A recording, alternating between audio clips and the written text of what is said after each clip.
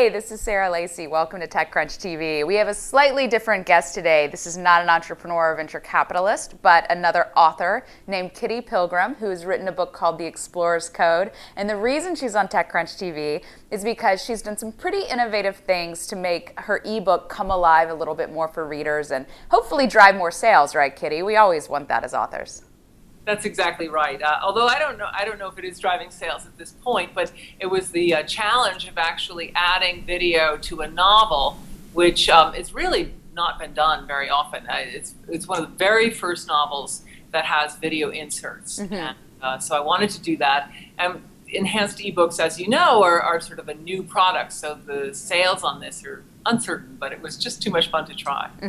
Now, when I was working on my book, which is actually about entrepreneurs around the world and real people, everyone said, well, it would be natural to have a lot of video with this, and I kind of went in with those intentions 2 years ago, but video is a lot of work, and like writing a book is a lot of work, and it already consumed 2 years of my life just getting the book done, so I sort of very quickly dropped the idea of having these great rich video interviews with all the people that I met. And I mean, that was something that made even more sense for video. I mean, for a novel, why does it make sense to have video? And then also, how much time did it take, and how did you rationalize the cost and time? Because these are very well produced videos. Yes, thank you.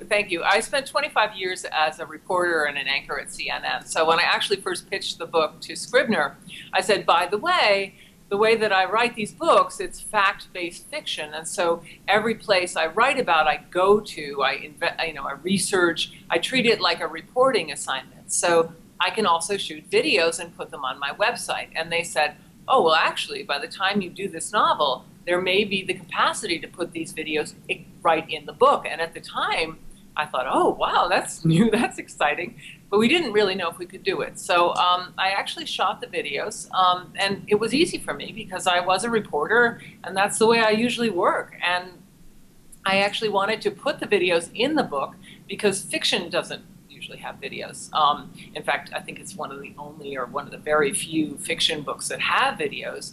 But because my book is fact-based, many of the people ask me, which part of that is real? Is the global seed vault in Arctic Norway, is that real? And so to show which part is real, is the Alvin submersible program real? And so to show and give more information about the novel was very, very important to me.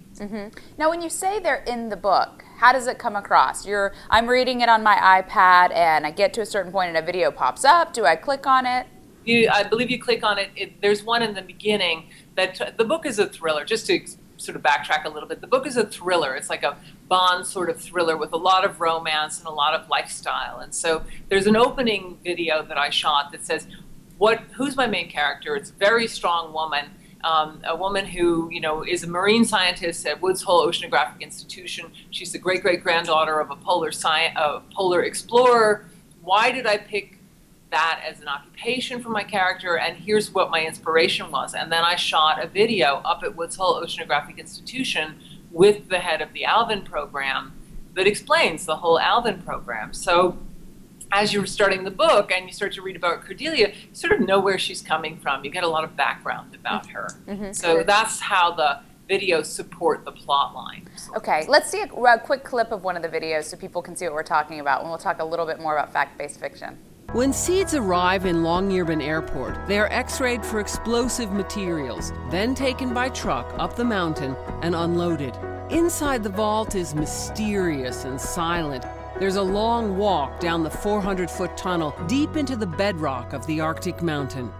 Just like in the Explorer's Code, there is a cathedral-like space with 20-foot ceilings. The doors to the individual vaults are frosted with ice crystals.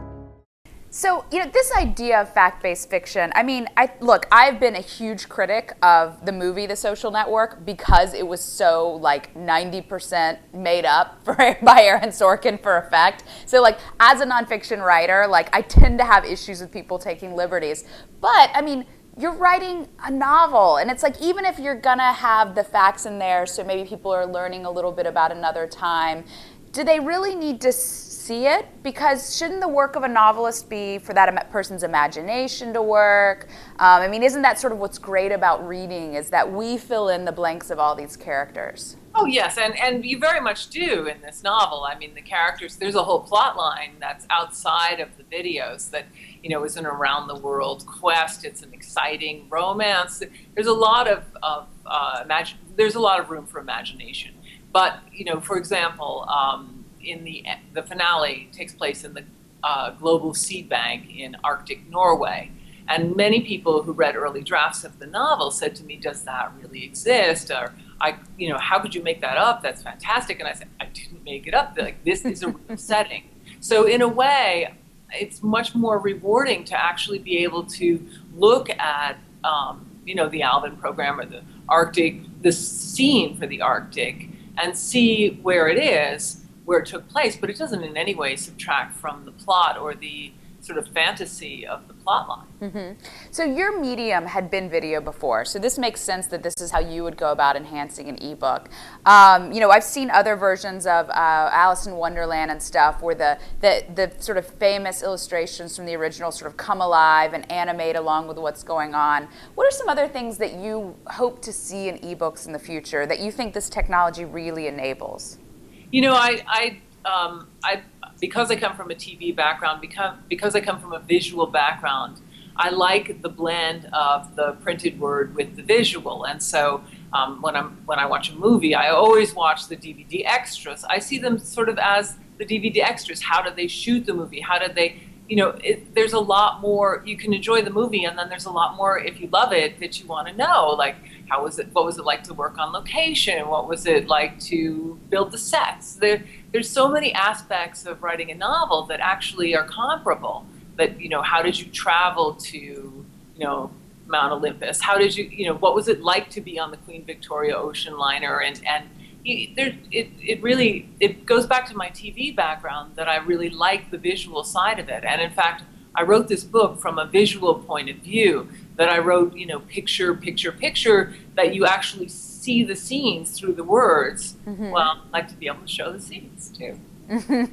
Okay, great. Well, congratulations on the book coming out. And what if you do another novel? If say no one watches the videos, and you do another novel, will you still do videos again? How much of this is for you and the hardcore fan versus cynical driving sales and wanting everyone to read it, watch them? I have to say that I have done a second novel because this is a series, and so the second is actually already written.